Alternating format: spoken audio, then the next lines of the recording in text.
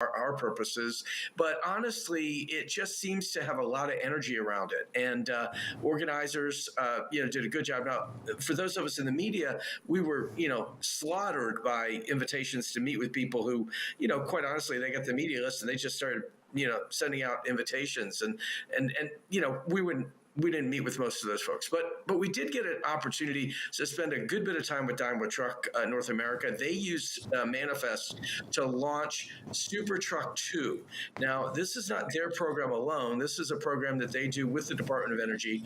It's a cost share. This year, this round was $40 million, so they each kicked in $20 million. And basically, what Daimler wants, or what Freightliner wants, you can see the truck out there. That thing is really cool. That's a neat wrap, right? But what Daimler really wants is the technologies and the advanced tech that they put on this truck. They want to see some of it, if not more, come into production. And we saw that happen with the Department of Energy's SuperTruck I program back from 2010 to 2015. And then not all of a sudden, but about 5 years later, when Daimler introduced the new Cascadia for 2020, there were technologies that made it onto the production truck. Some of it was aerodynamic features that they sold as options. But one thing that carried over was the windshield. Every current generation Freightliner Cascadia, and that is your market leader, by the way, has the same windshield that debuted on SuperTruck I. So what's going to carry over from this truck will be interesting to see. Right now, you're looking at the mirror cam system, which basically gets rid of those big, bulky side mirrors and uses a video system. Now, that's something that regulators still are not allowing in production, but Daimler actually allows or handles pre-wiring for those mirrors, for the mirror cam system, which is a Stone Ridge product. And, so they're getting closer and closer to allowing that, having that in regular production. It saves on fuel because obviously you take those mirrors off, you don't have anything for the wind to get in the way of the wind. So it really helps on the aerodynamic side. That's a big piece of much of what you're looking at here. The changes to the truck itself, if you look at it, are not massive. They're subtle. The design cues, are all meant to allow air to flow all the way down the side of the truck. Of course, when it's turning like that, doesn't do it. But when you're on the highway, this truck has features including an echo sail, which basically cuts off the engine, turns off the engine, so you're driving with no engine power. But because it has this 48-volt battery system, steering and all of the other things that you need in the truck are still operating. So, a lot of technology in this truck and, a lot of enthusiasm around it. It's interesting. We met with John O'Leary a couple days ago, the CEO of Daimler, and he said, we don't do science projects, meaning that whatever they put into this truck, they expect to get back out of it in terms of, useful, applicable technology for a future production truck. And if you're looking at timing, since these programs, these DOE programs, are about 5 years each, we could probably expect to see some of the technologies carry over into the next generation Cascadia. That hasn't been announced yet. But if you thought 2027, you'd probably be in the ballpark. I think that truck one just looks absolutely amazing driving down. As you mentioned, the wrap on that is really, really cool. You mentioned the battery electric component of the SuperTruck II. What other thoughts does Daimler have on the battery production? I know you released a story earlier this week that said, there weren't as many deliveries of their battery electric offerings this year as some were hoping, and most of that is due to the infrastructure lack. Right, absolutely. Yeah, Kelly, I think this was just the latest example, and John O'Leary was smart, really, to use the forum. There was a media roundtable that he had with us, and, basically he used that as his message. Every story I saw, including ours, hit that point, which is that, we're just not there yet. We can build these trucks. This is, again, the chicken and the egg. We can build these trucks, but we have to have a way to charge them. And, Daimler Truck and BlackRock and NextEra Energy are working on a $650 million public charging program for trucks. They're making some progress. There are lots of startups that are looking at truck as a service kind of operations. There are other networks. Volvo has one in Southern California that it's working on that will go, I think, all the way up to Sacramento. I'm not positive about that. But they have the idea that, you've got to have a place to charge these trucks. And if you're not going to do it in a depot, which is obviously the best thing for medium duty and lower, like call it class 3 to 5, class 3 to 6 trucks that you can take to a depot and charge at night, either with, high speed charging or what's called level 2 charging, where you have a stationary place. They go out and they come back and they charge at night. That's working out pretty well so far. And some of the savings are being realized because, these trucks have fewer parts and they don't have the maintenance needs as often as traditional trucks do. But when we're talking about long haul trucking and, or even, middle mile, the 200 to 300 miles that a Class 8 electric truck can go today, they need places to do what's called opportunity charging, top off the battery, when they're out. And so, the ranges that we're seeing right now, they work, but this infrastructure is trailing. And I think Daimler is pretty smart to point it out again, to just remind everybody that, we're ready. We can do more trucks, but we're going to have a place to charge them. Definitely sounds like there was a lot going on at this conference, Alan, and we're excited that you were there to really document and see it all happen. If people want to find more of your content or, you have Truck Tech coming out soon, how can they do that?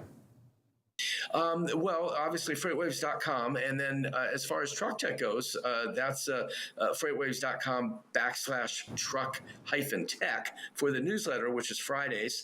The show, yesterday's show was Ryder Truck, Mike Placentia, and Sam Saad from Gaddick, plus a little bit about what we just went over with the Daimler thing. The sad part of a manifest for me is it just wasn't enough time to really get out there and spend a lot of time with people. Ended up canceling a few appointments that I did make just because, the urgency, the tyranny, the urgent, as I call it, really got in the way a couple times. And so we weren't able to do quite as much. But we did spend some time with Peter von Schmidt, who has taken over at Torque Robotics. They had quite a presence there, did an event with Snyder, interestingly enough, and also, Detroit, DTNA's new head of autonomy was there. Kodiak was present with their truck, Big Red Truck, and I think, I understand, I didn't see him personally, but James Reed, the new chief operating officer for Kodiak, was here. And so, all of these shows, and I think the next big one to watch for us will be the Advanced Clean Transportation Expo in Anaheim in May, because that's where everybody's coming. We know Daimler will be back with something that they're not ready to talk about. But, there's just a ton of information that's flowing, and the autonomous guys are getting into all of these things in one way or another.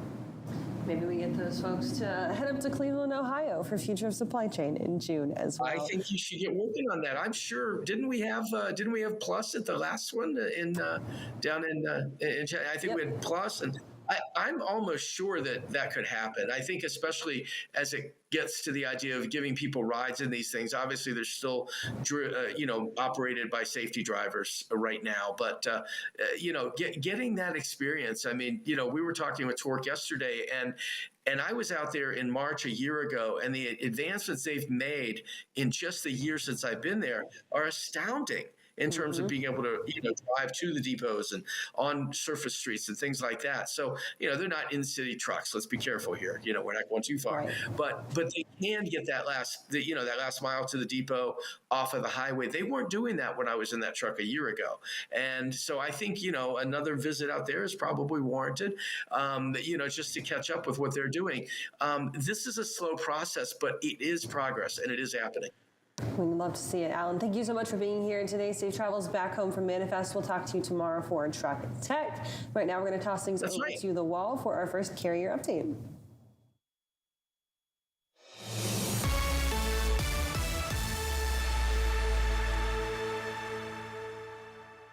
Good morning, everybody. Welcome to The Wall and Not the Pink Floyd Album. I'm Thomas Wasson. Joining me, of course, is Donnie Gilbert. And we've got maps to start off this morning, but pull out your crayons, folks. There's not much going on. Yeah. So we're going to start off today with our WRI. And when we talk about the WRI, it's change, change, change. What markets show significant changes that are actually really impacting the market? And this is based off of, the volumes that are flowing through that market and rejection rates. So we look at it, and of course, yes, it's very, very blank. It's white. We really are interested in the blue markets, and the blue markets that we have today, none of them are really above that 4 or 5 number that we'd want them to be. But we do see some change: Indianapolis, Columbus, Ohio, and of course Dallas, Texas. As of right now, we know Texas is completely frozen, so there's going to be some impact, especially in this area, because it's, you got I-10, I-20, I-40 coming across. It's a main throughway for freight. And if that freight can't move, it's going to back up. And when it starts to back up, then people are willing to pay a little bit more for those spot rates to get on-demand capacity. So we'll see if that actually does have an effect on spot rates over the next few days when this starts to thaw out and trucks can actually start moving again. There's been several accidents. There's several videos of trucks sliding in the ice. It's been very dangerous in this area. And of course, we'll look at a map here a little bit later, but we have a lot of weather going all the way across the U.S. right now with snow and ice both, which can affect both east, west, and north, south right now. So be very careful of that. So not a lot of change, but let's hop in and look at a couple of these markets here. On the next chart here, we have Dallas, Texas, and of course, this is what's really causing that 1 week change right here is our rejection rates. Even though they're only at 3.62, they've risen almost 1 percentage point. And with the market that has a lot of volume, that means a lot in a 24-hour period. Now, these volumes are going down, of course, right now. They might be going down simply because they know they can't send those tenders out right now because everything's frozen over. So definitely a market to keep an eye on. And you could see some spot rates jumping up here simply because the freight backing up. Well, I think that's a great point. For a lot of people, you'd expect to see it immediately move, but the supply chain, even if it wishes, it could not simply move that fast. So it's almost like a long tail of 3 or 4 days prior or after the event as well. We'll finally see it settle and what's the impact overall. Well, they're booked for those days of pickups already for the 2 or 3 days afterwards. Now they got to take those 2 or 3 days that they missed and try to work them in. So they're not going to tender those loads over just yet because they're going to go back, reset pickup appointments, reset delivery appointments, because you don't really want to pick a load up that's missed a delivery appointment because it may be pushed out 6 days instead of 3 days. So there's a lot that's got to go on before these loads can just get retendered. So they'll get it. The shippers will get it straightened out. They'll get with the carriers and they'll get them moved. And if it's important, they'll pay a lot more. Let's go to the next chart here right quick. Looking at Indianapolis, again, a little bit of the same here, except we got volume starting to rebound here a little bit in Indianapolis, and we got rejection rates that are jumping up to 5.31%, which is a few percentage points above what the national average is. So with this it's trending up pretty sharp here over the last couple of days. I know part of it's probably the end of the month, but they're also weather's affecting these markets as well. Keep an eye on Indianapolis as well.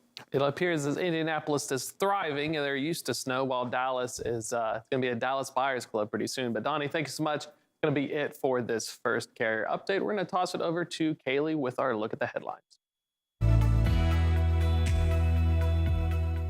Thanks, Thomas. Time for our first check of your top stories on FreightWaves.com this morning.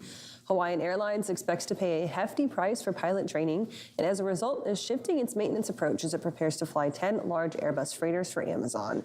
The carrier set a fourth quarter record with $34 million in cargo revenue done, but the deal with Amazon will help Hawaiian play with the bigger U.S. carriers, as it is expected to at least double that cargo revenue. The airline's unit costs are forecast to rise up to 5% this year from extra training, and they could rise even more if pilots vote to ratify a new contract that would also significantly boost their pay. America's largest 3PL, C.H. Robinson, reported earnings yesterday, roughly a month after announcing the dismissal of CEO Bob Biesterfeld. The company made clear that even though they just laid off 650 employees, more cuts are on the way after another tough quarter. Total revenues in the C.H. Global Forwarding unit were down 52.7%, and operating income dropped 80.8%. Ocean gross profits were down 42.7%, and air gross profits down 51.5%. Interim CEO Scott Anderson called the magnitude of declines unexpected, and as a result, the company's operating costs were misaligned. And in an open hearing of the House Transportation and Infrastructure Committee, members took aim at the $1.2 trillion Infrastructure Investment and Jobs Act, saying that even though they did not support the law, they will work to make sure that the money allocated is spent responsibly. Republicans were eager to hear industry opinion on industry challenges like inflation, including testimony from ATA President Chris Spear. Spear said that fuel is still a huge headwind and cost, especially for owner-operators and small businesses. Other testimony supported the money that the funding allocated, but criticized the prioritization of spend so far. And you can find details of these stories and more by heading on over to FreightWaves.com or logging on to the FreightWaves app. Give us a like and subscribe if you're watching us on YouTube, and head on over to tv.freightwaves.com for literally everything else. That's it for your first check of headlines. We're going to take a quick break, and we'll be right back with weather.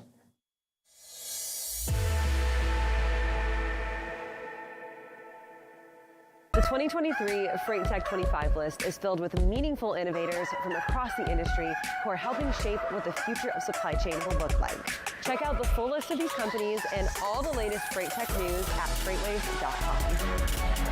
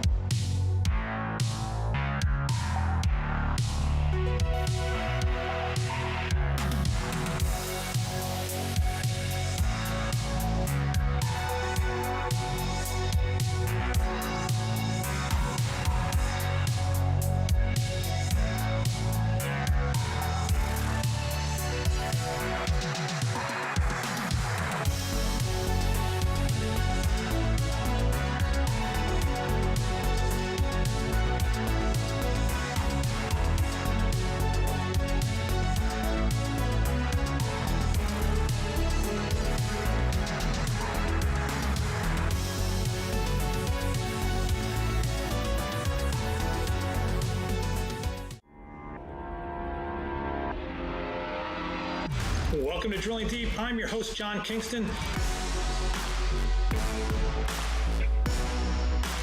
Drilling Deep is the place where we talk about oil and we talk about diesel, and you have to drill to get oil and you have to get oil to make diesel, so that's why we call it Drilling Deep.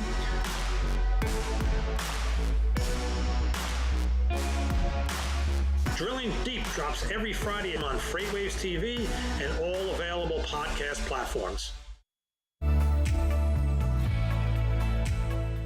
And welcome back to FreightWaves Now. It's time for our first check of the weather here this morning. We're finally starting to see a wrap up on the ice storm that is impacting Texas for the last 4 days. More drier air working its way in, and a broader system moving up across the Gulf Coast is going to finally sweep out all of the moisture and get some relief to those folks in Texas. Let's check it out in Sonar Critical Events. Some places all the way from San Antonio up to Austin have reported just over an inch of ice accumulation. We still have widespread power outages all the way up that I-35 corridor from just north of the San Antonio area up through Austin into Waco and the Dallas-Fort Worth metro. Dallas-Fort Worth is still underneath an ice storm warning, and that does extend all the way up to the Oklahoma border. Oklahoma also issuing ice storm warnings for those areas along I-35 all the way up just to the south of Oklahoma City. After that, we've got winter weather advisories in place for Oklahoma City and Norman, as we've got some light snow moving in through those areas today, but they are pretty much done with the precipitation up further north of that I-40 corridor. Farther south, down along that I-35 corridor from Dallas-Fort Worth southward into Austin, still expecting travel delays today as there is more freezing rain on the way, but this will be the last round of it for them. Further up towards the north-northeast is where we're going to see a final uptick in activity here from this ice storm. Arkansas into Memphis expected again to have another day of pretty impactful weather with that freezing rain and sleet mixing in. Again, travel conditions absolutely awful in any of these places. Basically, all of the interstates in Dallas-Fort Worth Metro southward have been shut down for about 2 days and will continue to stay shut down as it remains cold out there throughout the next few days as well. If you don't have any reason to go out, just don't go out. We'll see the thaw start to happen tonight into tomorrow morning. It should be up somewhere in the mid-40s, some low 50s for Texas by the time that the weekend hits. But just to the north, we've got another blast of Arctic air. We'll talk about that coming up in our next look at weather. Right now, we're going to toss things over to Christian Thomas for the Social Roundabout.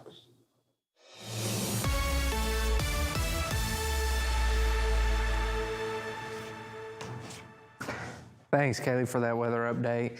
And because of all that cold, it's no surprise that the groundhog shows 6 more weeks of winter. Let's take a look at a video that the Weather Channel put out this morning. Hear ye, hear ye. Now on this February 2nd, Punxsutawney Phil, the seer of seers, was awakened from his wintry nap at dawn on Gobbler's Knob. Phil looked to the skies and then, speaking in groundhogese, directed this President Dunkel to the proper scroll, which reads, "I see a shadow on my stage, and so, no matter how you measure, it's 6 more weeks of winter weather."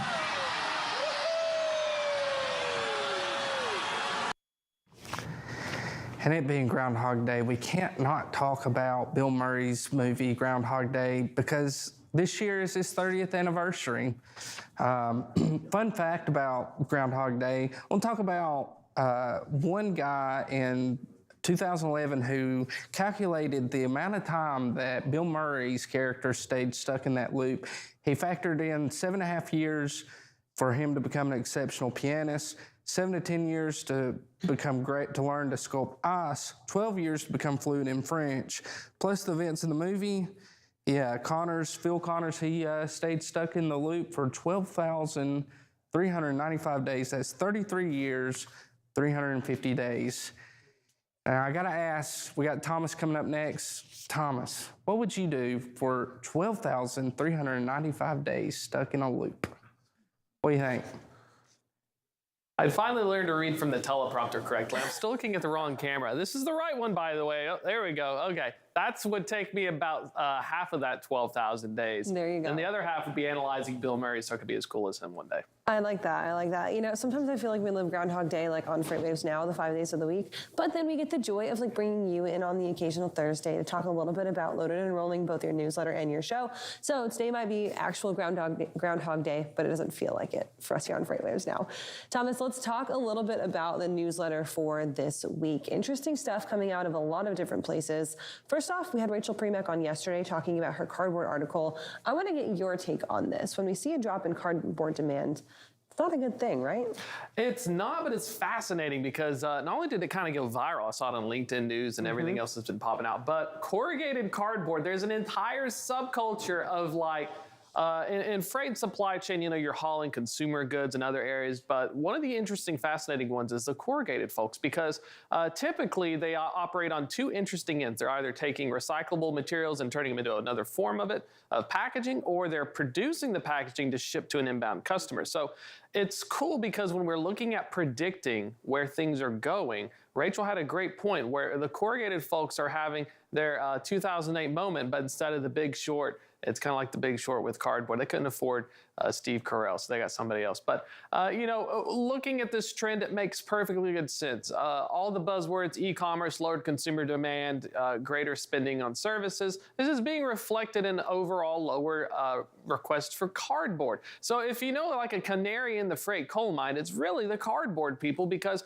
while they don't have much margins, their freight is cheap and it's wonderful to get in and out of somewhere. But at the same time, if you know that they're struggling, they're normally like the cockroaches of the supply chain world. So if you know that they're complaining about something, there may be something up. They're cheap and they're light, right? Cardboard not that heavy? Extremely light. Like we're talking under 30,000 pounds sometimes. Like, and carriers like it. Now the World Bank or is the World Economic Forum actually does not like not fully laden trucks because of emissions. If you have 2 half loads instead of 1 whole load, that's But for the rest of the supply chain, if you're a trucking company, a lighter load means my transmission doesn't get torn up as much, and therefore I can drive longer without maintenance costs. So it's this interesting dichotomy where everyone would love to have everything fully laden, but at the same time, there's practical. That's why cardboard's so great. You can get a great deal on cardboard because how it's loaded, and sometimes it's just dump it in there, and it's as long as it's clean. There you go. Never get dirty cardboard. That's all that matters. All right, so head on over to freightwaves.com to read Rachel's article, and then of course she was on yesterday for us to chat about that. That excerpt is up on tv.freightwaves.com. All right, Thomas, let's pivot to our next topic. We just had Alan Adler with us, who was at Manifest this week in Las Vegas. Had a lot of FreightWaves representation there. Grace Sharkey was there as well, so was our founder and CEO, Craig Fuller. And I want to get kind of your thoughts. Manifest is like the cool guys party of supply chain, right? You've got the hottest technology, you've got a big old party, it's in Las Vegas, but there's a lot of really important nuggets that come out, like that Daimler announcement we just saw. Exactly. I got to speak. I was filling in for Grace on Sirius as well and got to talk to Grace. So it almost felt like I was there by only a few thousand miles in 2 time zones. But the fascinating one that I heard anecdotally from 2 different people I spoke with was on the show floor, they have the autonomous robots for like warehouses, and they're just driving around. This is a fascinating thing. So all these people are telling me I'm going to these booths, I'm going to participate in these events and panels. And at the same time, while you're walking around, it's almost like Star Wars. You've got these little robots zipping around, avoiding each other, and they're avoiding people. So I'm trying to get somebody to attach a camera to one. Dooner, if you're listening, please tape one to one of the robots. We need B-roll. Let me channel this to you because it would be really fascinating to watch, kind of just watch how it goes throughout. The robotic point of view almost? Yeah, from the POV, and it's free B-roll for us. It's a wonderful idea. But that was one of the really cool things. Also, Alan had a great point. It's a really busy event. One of the persons I spoke with Ryder Coop, Miss Savage, of course, was talking about how it felt like there's all these places to go, and at the same time you're working your booth, you're trying to meet people, you're trying to go through and sit through these panels. So the day one was pretty wild so far. But the other final things, like you said, it's a very the vibe there is different than like an F3. A lot more international companies, a lot more niche startups within other portions of the supply chain. So it's super fascinating. I think that's a good point that you bring up. So Grace was texting me yesterday and saying that she was sitting down having dinner with someone who's in the supply chain and logistics department at Skims, Kim Kardashian's clothing line. So fascinating, right? Not only you're talking about these tech and industry leaders, and then you've got someone from Skims there talking logistics. She's gonna come on Great Quarter Gals. We Maybe, can get Kim. I don't know. We'll see. Get Kim K on Great Quarter Gals. We got a champion hoodie for FreightWaves. We can try and see if we can get Insta famous. Fun fact, by the way, I didn't know this, but if Kim Kardashian goes to an event like a Hollywood Awards show, she also has a backup team in the event of lighting. So like we have lighting here, you can see me. But I thought that's so fascinating that like, imagine you show up to a place and you're like, nah, you can tell if the lighting's good, and you're like, it's all right. Build the lighting. Yeah, I brought my own. Fascinating, fascinating. All right, Thomas, let's finish this out talking about U.S. bank data, another piece in your Loaded and Rolling newsletter this week. Exactly. So I fooled U.S. Bank into thinking I was a small shipper to get access to this report, so I'm sharing it with you all now. I happen to ship 0 packages, but I am interested. So U.S. Bank, if you're listening, you're really cool folks. Thank you for your info. But anyways, Q4 data. This is shipments and payments information. So we're talking about U.S. Bank. The first takeaway is that shipments have gone down about 4.9%-ish, but payments have not gone down as much. Inflation, correct. You know, when you're looking at it, it's almost like a big mountain, and the small part is the shipments crying in the corner. But Zach Strickland had a wonderful article earlier this week talking about how California's market share of freight and Texas's have inversed. You know, the Texases of the world are now gaining more volume, and because of now the issues with less imports, California is losing it. Well, it was fascinating because in this Q4 report, actually, that's what they pretty much said by region. The amount of shipments as a percentage was losses overall was anywhere between 5 and 10%. The Northeast was like at 11, the West was like 8.9, but the only one that made progress was the Southwest region. So pay close attention to these trends because not only are we seeing with the nearshoring efforts, Mexico is taking a very large part, but we should expect to see in the coming years a larger portion of cross-border movements from Mexico, as Mexican labor, of course, is still cheaper than Chinese, just as skilled, and you just you're right next door to your best friend. So, they're already like, I think, our number 2 trading partner. So pay close attention to that, because the big narrative will be, is California going to regain West Coast market share because they're large intermodal and maritime presence, or is it going to go down into the border regions and we're going to see Texas start to take a position as this artery of lifeblood across the supply chain, because you can't really do it through Canada. Canada's a very sparsely populated country, and you can put 80% of the people within like 10% of its landmass. You're not going to have a great, unless the climate happens to increase within 2 years by 5 degrees and Canada becomes a lush verdant grassland, and Taiga's happened to cool off a little bit. It's a situation where we're going to go from the southernmost portion moving north, not north to south, south to north. So pay close attention to that. And then finally, if you really want to have a fun time, as I'm continuously reading random things, ports in Mexico are actually getting larger to accept the Chinese shipments. So the supply chain is now in full circle.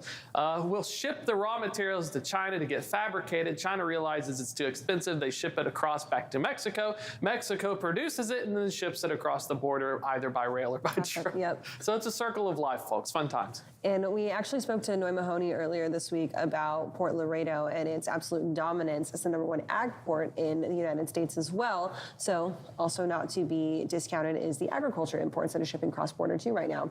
Interesting watch for sure. You can find that clip on tv.freightwaves.com. Thomas, thanks for joining us today. Of course, we've got the radio show this afternoon, Road Dog Radio, channel 146 from? Sirius XM. So we're going to be 5 to 7 p.m. You can call in at 8888 Road Dog. It gets stuck in your brain eventually. There it is. Monday through Friday. Talking with some folks from Manifest, of course. We'll probably have Grace on. The internet there. It's a technology company, but Las Vegas still hasn't figured out how to get good internet. So you can gamble, but good luck trying to go live on that. And then finally, check out the newsletter as well. Coming out every Tuesday now. It's once a week at 2 p.m. And then we have the show on Tuesdays at 1 p.m. So Thursday at 2 for the newsletter. I got it wrong last week, so Todd gave me a hard time. Sounds like Manifest needs to come to Gig City to get that good internet. All right, Thomas, thanks for that. We're going to take a quick break. Zach Strickland will be here with us in just a few minutes, so don't go away.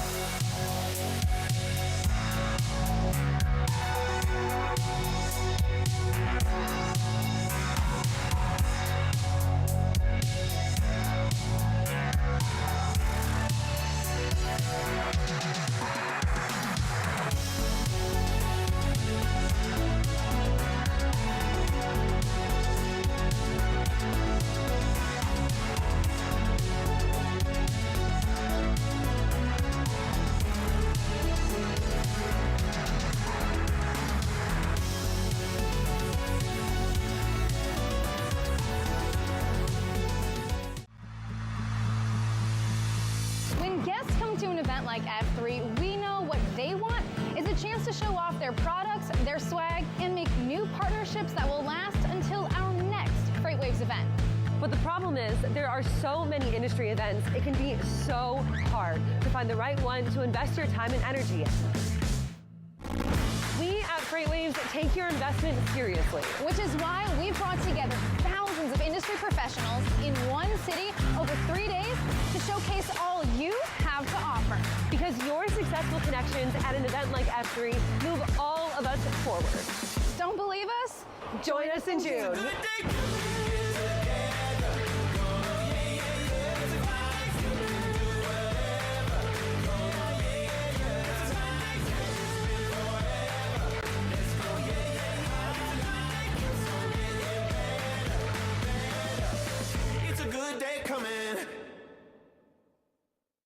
Hey everybody, this is Thomas Wasson, enterprise trucking carrier expert here at FreightWaves, telling you about my show, Loaded and Rolling.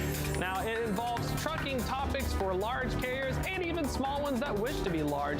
Anything that impacts trucking, you can get it there.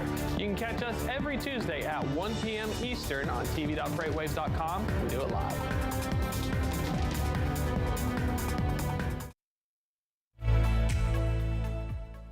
Welcome back to FreightWaves Now. It's time for our second check of the weather here this morning. Still watching the warm side of that winter storm, and the warm and the cold is getting closer and closer together. We're expecting again some heavier rainfall across central Louisiana up into southern Mississippi, and still here in Freight Alley we are continuing to get that rain. Let's look at the radar right now in sonar critical events, and it looks like most of that precipitation is falling as a mixed precip, some frozen precip in that pink, but this is looking pretty high up in the atmosphere, so most of this is actually hitting the ground as liquid rain right now. So because of that, we do have flood watches in place for the majority of northern Louisiana. That includes the I-20 corridor from Shreveport eastward into Monroe and then into Vicksburg, Mississippi, and then I-49 down towards Alexandria and then eventually down towards the New Orleans area. Some of these small streams and rivers also have some flood warnings going on with them as well. So it's possible that river crossings and bridge crossings could be compromised at some spots because of all of this rain. Up towards Houston into the Beaumont area also have flood warnings in place for some of those smaller rivers and streams. So just a reminder that if you see that water on the roadway, don't drive through it.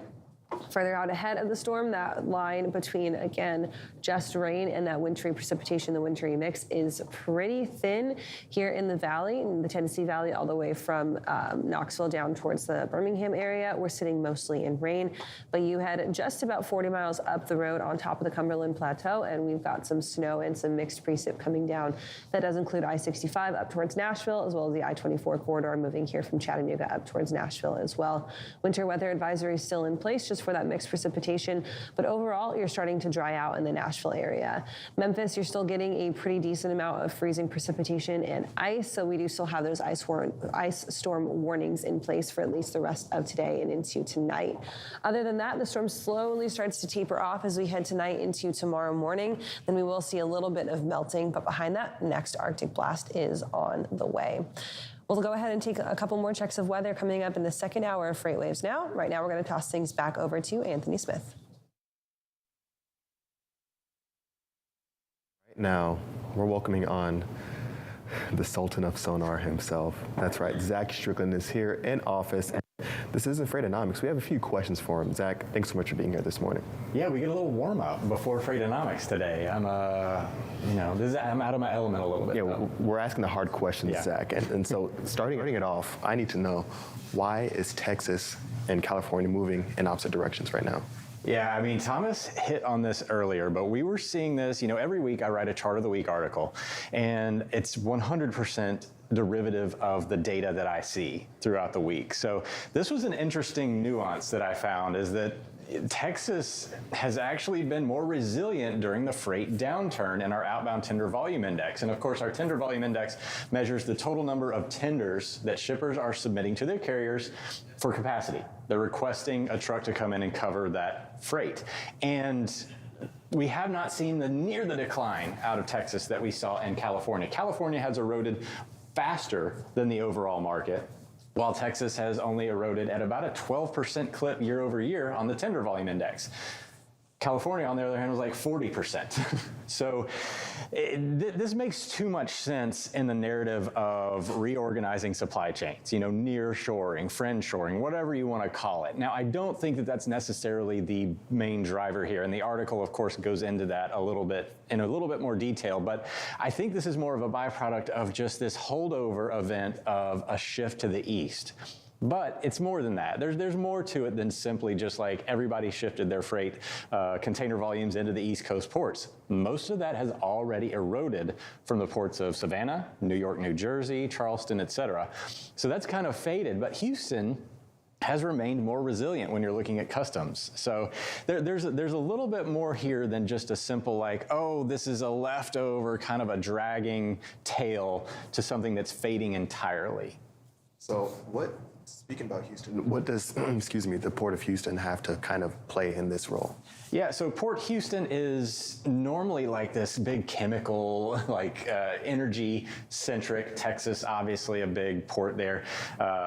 But container volumes are actually quite strong in Port Houston. So you have Walmarts and Amazons, all have major DCs down there. And there's a lot of opportunity for growth around there. We saw with the Port of Savannah over the past several years where they have this real estate, and it's relatively cheap real estate. Texas, the valley down there, wide open for development if you wanted to re-engineer your supply chain.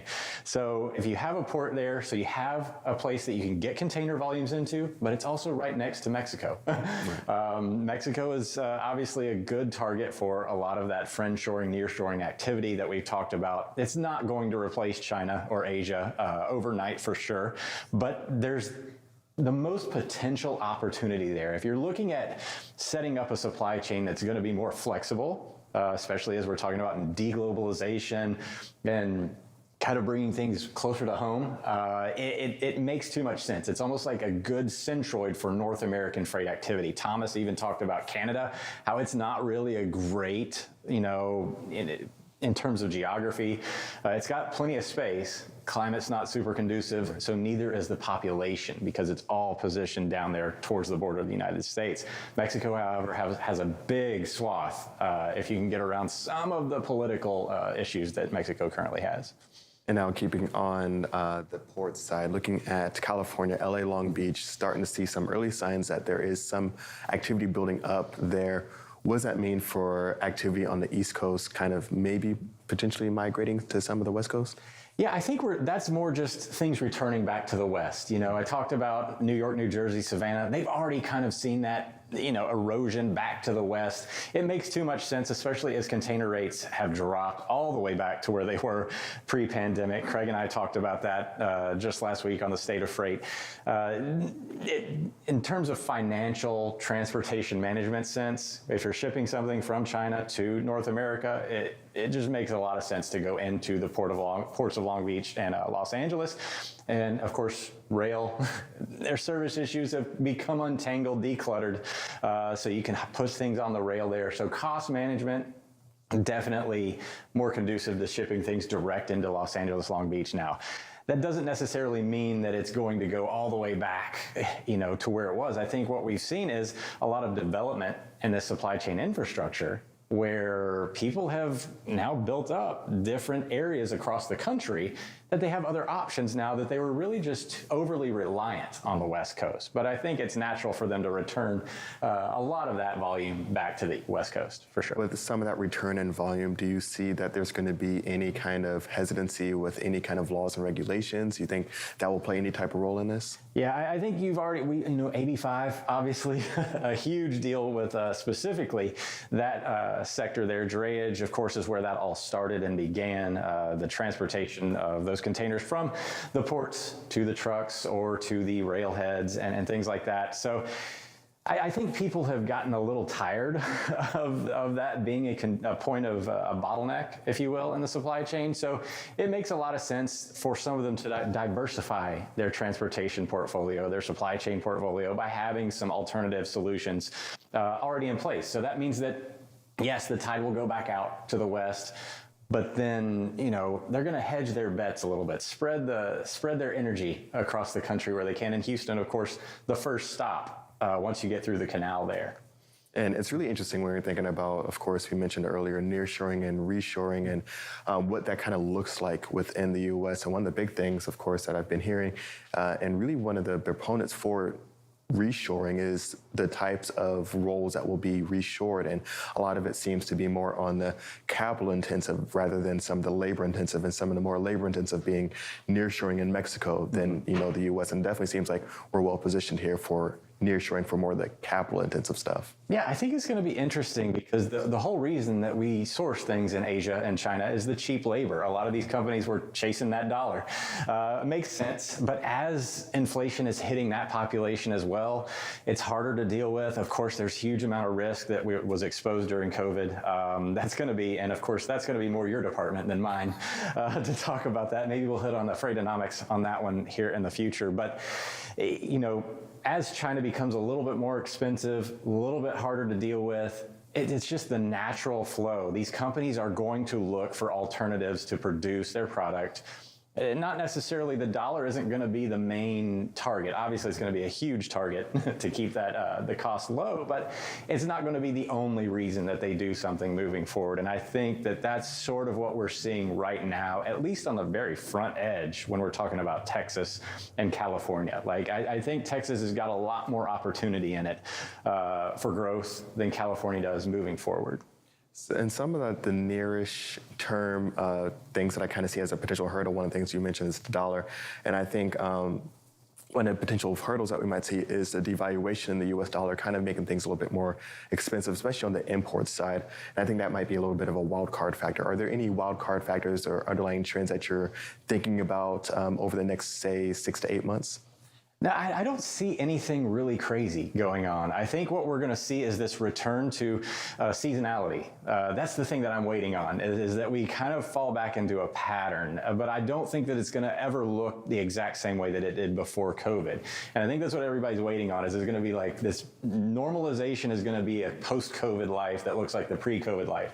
I don't think we're going to go back to that. I think that moving forward, we're going to see more of this adaptive behavior. And I think there's some positives here in the way that what the pandemic did was uproot a lot of we were over-reliant on this stable infrastructure. And COVID exposed a lot of the flaws in being too inflexible with our supply chains. Amazing, Zach. Well, thank you so much for being here this morning. Where can people find you in about 2 hours and 12 minutes? Oh, they'll find me right here on Freightonomics. And I got some guy that just keeps talking in my ear about economics, this and that. I'm putting the economics and Freightonomics. And so, Zach, thanks so much for your time. We'll chat again a little bit later on in the afternoon. Right now, we're going to toss it over to the wall for our next carrier update.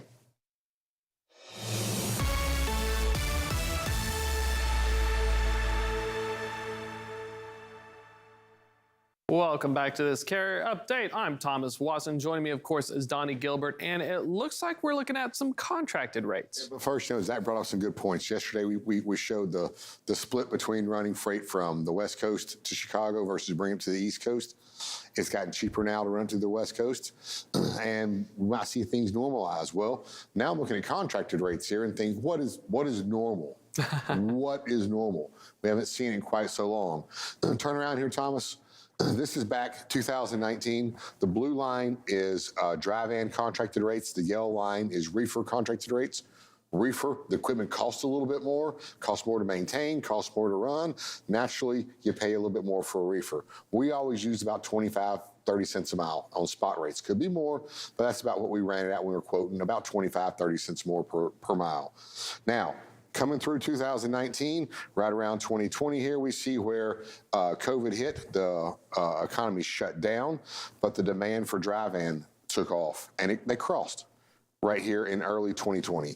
Reefer went down at first, and reefer was not as under high demand as dry van was. A lot of toilet paper.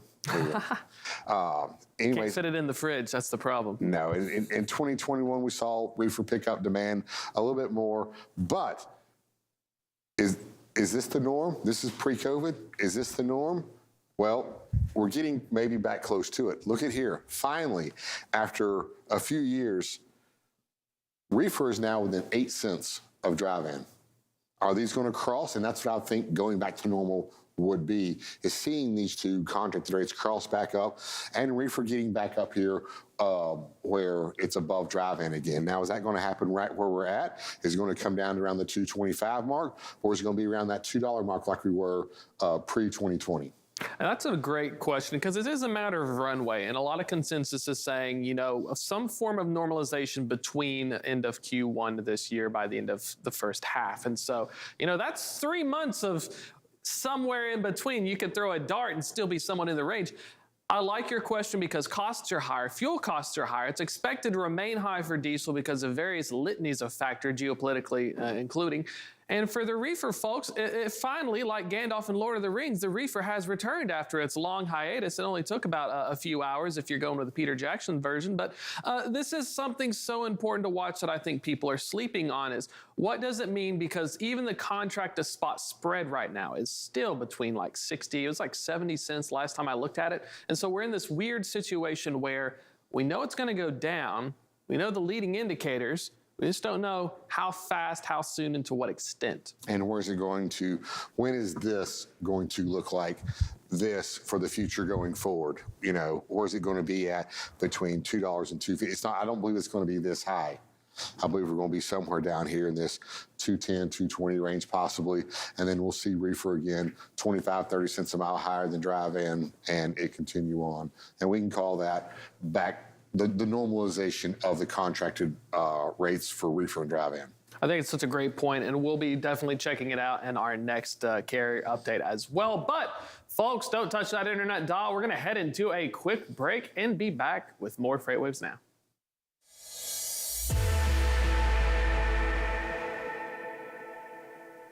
Welcome back to another edition of Check Call. Check Call. Check Call. Check Call. Let's go. Nobody works for free, so why should we be expecting our drivers to? Okay, let's just get it together now. What are some of those proactive steps that you can start taking now? For myself, I would like the Earth to still be here for a little bit longer, but you know, is a hot dog a sandwich? Oh, okay. Is pizza an open face sandwich? It's bread. I have been ready for this question. I've seen the show. We're all in this together. Thanks for making me hungry. Now I want a hot dog. You're welcome.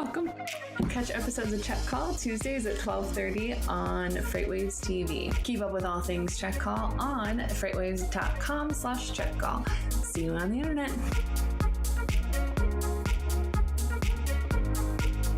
What does this have to do with freight? Well, I'm glad you asked. People are wondering what's going to happen with inflation. Is there going to be hyperinflation? When is hyperinflation going to be here? When is there going to be inflation? What's going to happen with inflation? Inflation, inflation, inflation.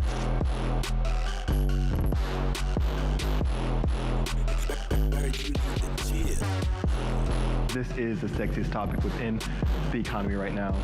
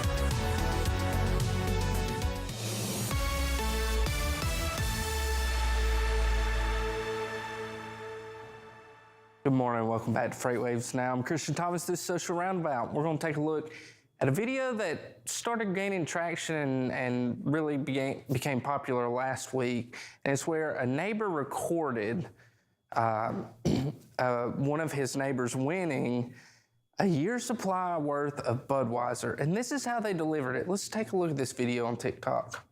Our neighbor just won a year's worth of Budweiser, this person over here, and they're delivering it on a horse carriage. A year worth of Budweiser.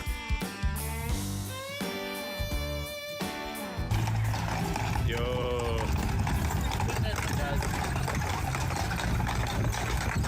This is nuts.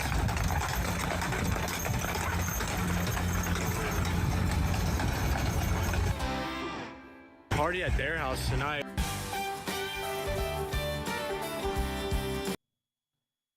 That's pretty cool. A lot of people in the comments saying, forget about the beer. I just want to see the horse, the Clydesdales. Anyways, another big question, especially guys over in the boiler room, we're curious. What constitutes a year's supply worth of beer? Maybe our lead economist could answer that. Who knows? Anthony, what do you think? How much is a year's worth of beer? Of beef? Beer. Beer. You got any stats? I don't drink, so you're asking the wrong one. Anthony said, a year's supply of beef for me, that's like 8 cows. And I don't eat beef, so I don't. This is 0 and 0. A basket of fries a day will keep the doctor away, as Fraser says. Or we'll keep the doctor on the speed dial for you. Most likely. All right, Christian, thank you for that. We'll talk to you coming up in our second hour. Anthony, we've got to talk about Global Supply Chain Week because we are officially in February, which means we're just about 3 weeks away from our biggest virtual event of the year. That's right. And the Global Supply Chain Week is going to be from February 20th to the 24th this month. And so the clock is ticking, but there is still plenty of time to get registered, and it's absolutely free. On top of that, there are giveaways every single day of the virtual event. And I'm not going to lie, those prizes are pretty sweet. They might even be better than what you got for Christmas. Maybe they're better than what you're going to get for Valentine's Day. I don't know. But AirPods Max, you've got a big green egg, an Apple TV, a Yeti chair. Look at that. Free registration, but you've got to get registered at live.freightwaves.com to be eligible to win. As Anthony mentioned, it is free, so you won't blow your budget on getting those tickets on in. Go ahead and get registered. You can do it during this commercial break. Right now, we're going to take a look at the last 24 hours in freight, and then we'll be right back.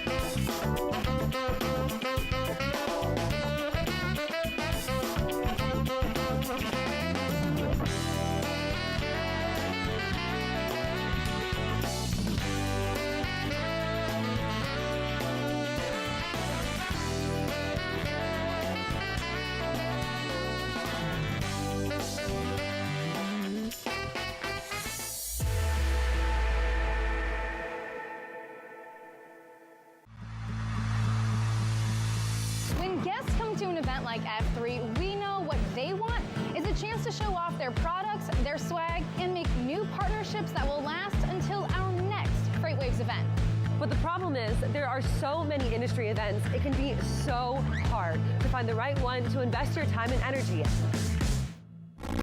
We at FreightWaves take your investment seriously. Which is why we've brought together thousands of industry professionals in one city over 3 days to showcase all you have to offer. Because your successful connections at an event like F3 move all of us forward. Don't believe us? Join us in June.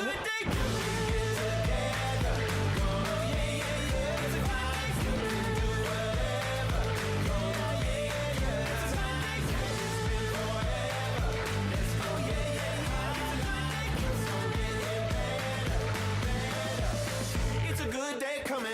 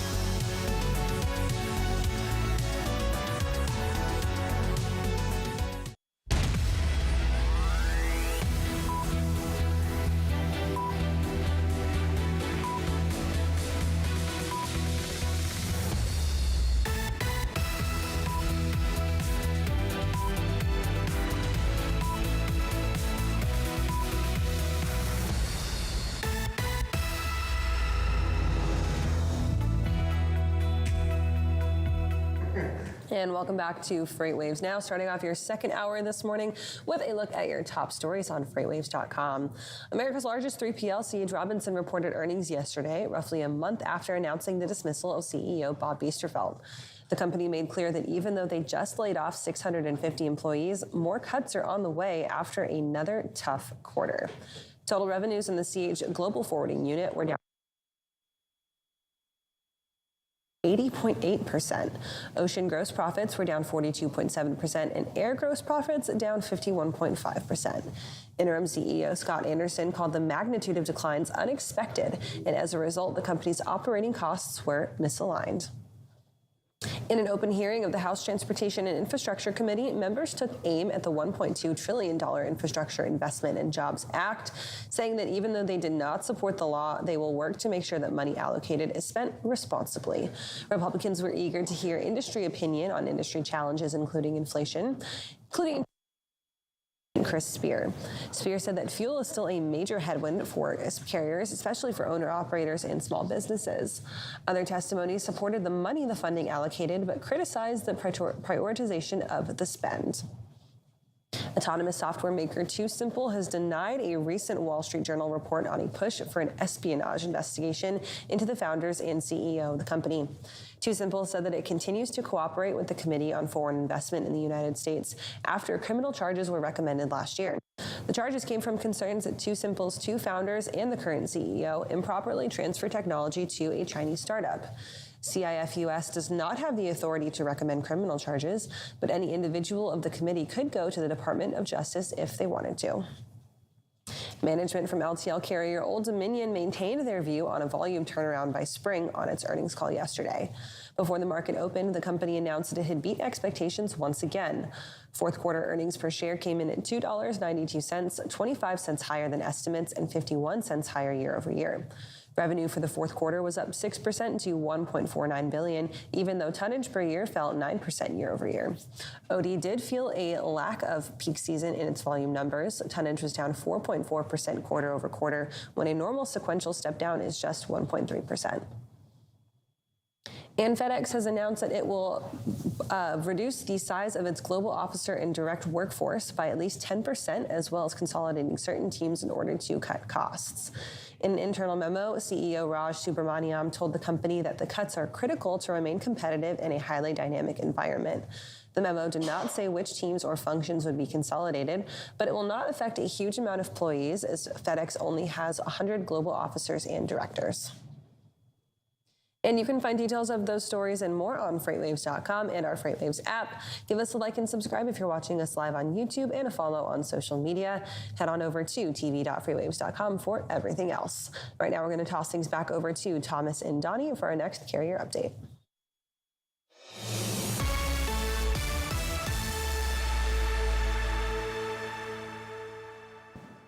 Welcome back to this carrier update. I'm Thomas Wasson, of course. Joining me is Donnie Gilbert. If this were a Rorschach test, Donnie, what would you feel about?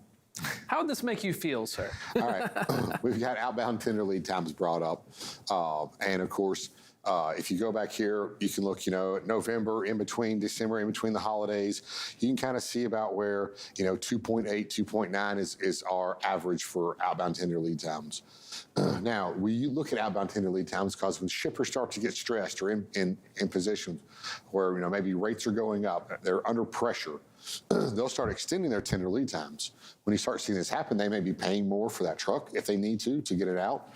It could be pre-holiday or maybe a holiday weekend where it's a long weekend and they have to book the loads earlier. There's several different reasons for them to extend their tender lead times, but the main reason is that pressure they're feeling that they need to get their freight booked earlier, and a lot of times that's because of pricing. Well, here the last few weeks, we've seen it start to increase here, and it's gone from the 2.8 to 3. Part of that's end of the month, but also right now we got a few things going on. We got a lot of weather events going on that's really put some issues with trucks traveling. And these issues are I-20, I-40, I-75 north and south, I-65. There's a lot of these freeways where it's hard right now to go north and south between the Midwest and Southeast. It's hard to go east to west between, Texas is a solid piece of ice, so that cuts off pretty much the whole country from, the LAX ports. So there's a lot of issues going on right now. So by looking at this, I just kind of want to see what's going on, and I see the increase up to 3 days. This is a clear indication. If you're looking at trying to get some spot loads that are running out there right now, push your rates up. Start putting upward pressure. You may not see that. We don't see it when we look at spot rates and the NTI. We see it trending down still. But this is an opportunity when you see they're under a little bit of pressure.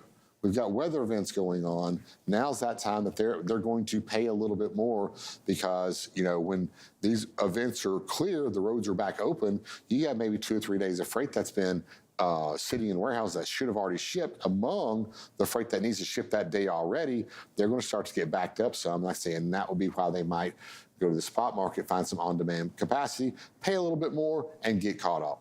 Well, that's why I feel like my analyst spidey sense tells me that when we have a range of your low and your high, so we know that rates are going down, but that's not a single line. That's a high and a low on a distribution. So now we know that, hey, instead of going dirty cheap, now I can go, hey, I'm gonna push back. I'm gonna try to get near that top. Like when you show the lane data and we have a 3 out of 5, we're presenting you a range and an average. So, it's like being a commodities trader if you're a broker or even a carrier.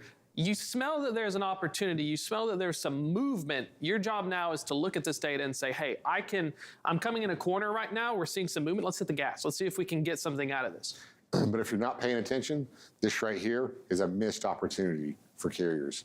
That's why you got to pay attention. That's why you got to look at, what's going on nationwide, break this down by market as well. You'll see a lot of markets. Let's go to the next chart here right quick. A lot of markets here. Twin Falls, Idaho, 4.89 days average. A lot of these darker blues have a lot higher tender lead times. These might be some of the markets that you target and see, New Orleans up here into Missouri. So keep an eye on these maps here and push your rates up right now. Definitely. Thank you so much, Donnie. That's going to be it for this carrier update. We'll be back one more time later in the show, of course. But now let's toss it back over to Kaylee and Anthony for our next guest. All right, guys, thank you for that carrier update. We'll get one more before we're done here for the day. Right now, we're going to welcome on our next live guest, a familiar face for you guys here at FreightWaves. We've got Kevin Hill with us, who is now managing partner at OTR Advisors. Kevin, thanks for joining us. I feel like it's been forever since I've gotten a chance to talk with you, so I'm glad that you're back. I'm glad I'm back too. It's been forever since I've talked to both you and Anthony, so this is going to be fun. We're all going to enjoy this one. Well, Kevin, of course, I'm excited. Amazing person, great friend, and an amazing mentor.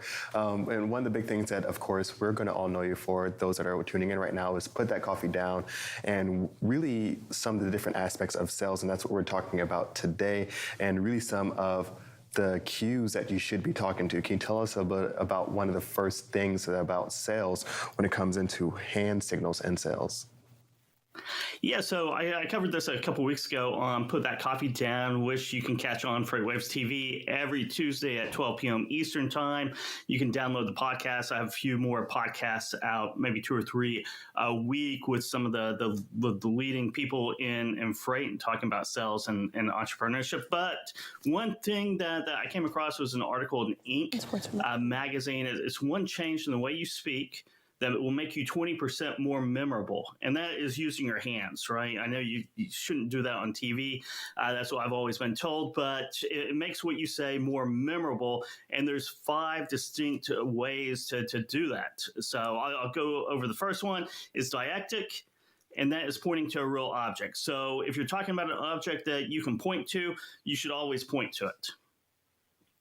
And so, Kevin, when you're taking that into effect, is that something that you're going to be doing, just kind of throughout the conversation, or maybe just once, twice? Is there any kind of rule of thumb, not to kind of use puns here with hand signs, but is there a rule of thumb for how many times?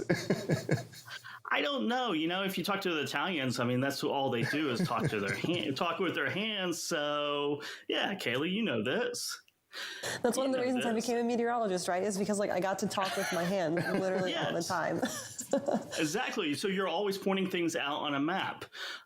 When you look at comedians, like stand-up comedians are great about this, is whenever they're telling a story, they're acting it out in a way, right? So if you're reeling in a fit, you're reeling this in, you're being boisterous and memorable. Right. And then you have metaphorically, whenever you can throw up the OK sign, you do that. Kaylee will appreciate this. I think, upside down horn signs is one of those that you can do, as well as if someone cuts you off in traffic, there's another hand sign out there that you can use to be really memorable. Kevin, you gave me this, and that's an unsportsmanlike conduct 15-yard penalty if we're in the Big 12. But come 2024, it won't be that way anymore because we'll be in the SEC. But regardless, I think it's so fascinating to think about these kind of nonverbal cues when you're talking to someone in sales, right? Especially because most people think of salesmen as like the stereotypical big, boisterous personality, used car salesman, in your face, talks with your hands. But the last 2 years during the COVID times, you didn't have that opportunity because so much of your selling was being done over the phone, right? How does that kind of change your approach? Are you sitting alone in your desk now making these big hand signals and looking like a weirdo?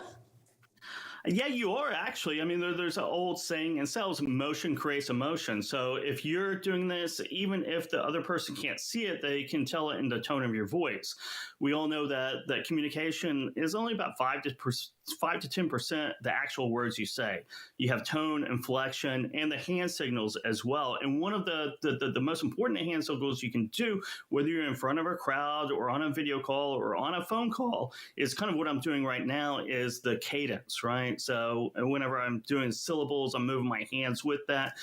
For some reason, it keeps the rhythm going with the audience, and they remember 20% more of what you say. I guess research proves it. So it's something to keep in mind, to think about. Not to be more engaging is to be more animated, I suppose. And Kevin, that last one that you're hitting on, I believe you have that listed out as motor, as that aspect of hand gestures. When you're looking at this, one of the things you just mentioned is that storytelling aspect. And can you talk to the point of really all this is around really building out a story? Because you can just say things, but if none of it really lands, you're not going to be really effective in sales. Yeah, everything's a story. Everything's a narrative. No one cares about the facts and figures. No one's going to remember that. Let's put it that way. If you just come in with facts and figures, it could be the most logical solution out there. It could be something that the customer or the prospect should do. And the audience should retain. But if you're just talking, almost random facts and figures or pounding people with this, no one remembers that. People remember stories. People remember the great stories. So if you can weave those facts and figures and features and benefits into a great story, then that is something that someone's going to remember, a month from now, 3 months from now, 6 months from now. They're not going to retain the exact numbers and the technicalities of that sell, but that story they're going to retain, and that's what you want to do in business development, in sales, in entertainment, in broadcasting, anytime, any place, anywhere. So then let's talk about the final hand signal, the closing deal, the handshake, and the importance of that at the end of the deal. Is that the number one nonverbal cue that ends a sales deal? I think so. I think this is it's the handshake, or maybe it's signing on the dotted line, right? That's another really good hand signal, I suppose. But yeah, the handshake is very important. It closes the deal, it opens the deal, it closes the deal. It's very symbolic in nature, and it's something that must be done, even in COVID. Maybe a fist bump now, but something to signal that the end and close of the deal is super important. And one of the things that kind of comes to mind here is one of the things that Tim Dooner always says way back when we first started here is that it's not all the time that people remember what you say, but they always remember how you made them feel. And this is, I think, definitely something that goes a long way with that. If people want to get more of your content, of course, Put That Coffee Down is available. Can you tell us a little bit about OTR advisors or how they can get in touch with you? Yeah, you can find me on LinkedIn, Kevin Hill, OTR Advisors, FreightWaves. Put that coffee down. You can Google any of that and get a hold of me, or Kevin at otradvisors.info to contact me directly via email. But yeah, you're exactly right about the story. People remember how you make them feel more than what you actually say. So that's the importance right there. Anthony, you know it very well, of developing a narrative and a story. Well, Kevin, thank you so much for joining us this morning. Amazing, as always, having you on, and we'll check in with you again soon. Thank you. Right now, we're going to head back over to the wall because we have Kaylee Nix back with a weather update.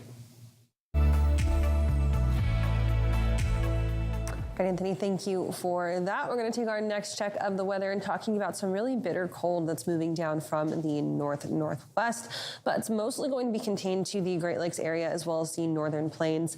We're talking dangerous cold in some spots, so because of that, we do have wind chill advisories in place all the way from North Dakota down through Minnesota into Wisconsin and the northern parts of Iowa. Let's check it out. We've got the temperatures up on the map right now. We can see the coldest air going to settle right in the northeastern parts of Minnesota. It does include Duluth, but further down to the south, we have temperatures that are going to be our lows in the negative 20s in some spots. Some of these places, especially up just to the north of Duluth, it will get into the negative 30s, even negative 40s. That's actual air temperature. Wind chills are going to be settling around negative 50 to negative 60, 65 in some spots. So this is dangerous territory out here. That's why we have wind chill advisories in place all the way from the Canada border down through central North Dakota into Minnesota, St. Paul, into Wisconsin as well, into the northern parts of Iowa. This is going to take hold tonight and into tomorrow morning, and the cold temperatures will last honestly through the start of the weekend. We're not looking at this lifting until about Saturday afternoon. So with that, folks that venture outside during these wind chill advisories need to be super careful, limit your exposure outside, limit your time. If you're a driver and that means you are running back and forth between your truck and your drop-off location, just be super careful. Make sure that you have winter-proofed your vehicle, maybe added an extra blanket or two, and are taking extra caution out there these next few days. These wind chills are at the point where if you're outside for even just a few minutes, you can get that hypothermia effect. So it's definitely important to stay cautious these next few days. As I mentioned, they'll start to lift as we move through the middle parts of your Saturday and into the weekend. And further down to the south, we'll actually see a little bit of a warm up in places that have been really cold this week as well. We'll finish off talking about the weather one more time later on in the show with a final check of what's going on with the winter storm. Right now, we're going to take a quick break and we'll be right back.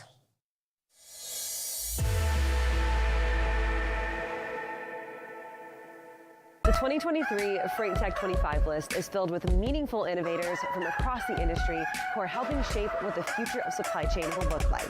Check out the full list of these companies and all the latest Freight Tech news at FreightWaves.com.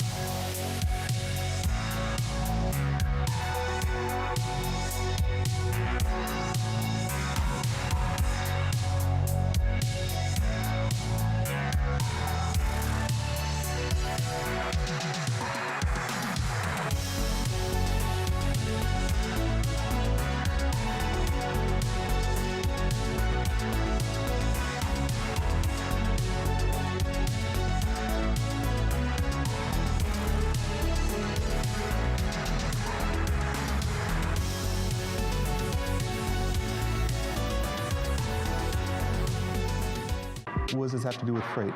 Well, I'm glad you asked.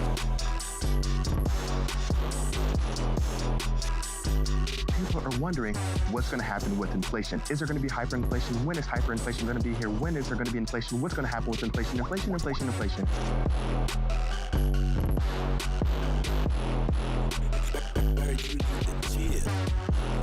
This is the sexiest topic within the economy right now.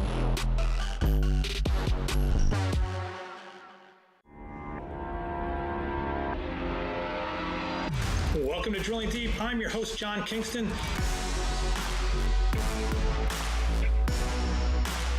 Drilling Deep is the place where we talk about oil and we talk about diesel, and you have to drill to get oil and you have to get oil to make diesel. So that's why we call it Drilling Deep.